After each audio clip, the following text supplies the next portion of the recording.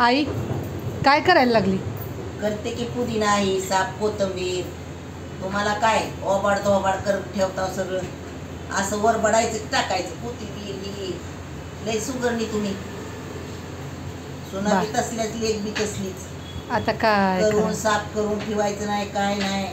मरणाची महागाई झाली. कांदा एवढ्याला कापायचं, लसूण एवढ्याला कापायचं.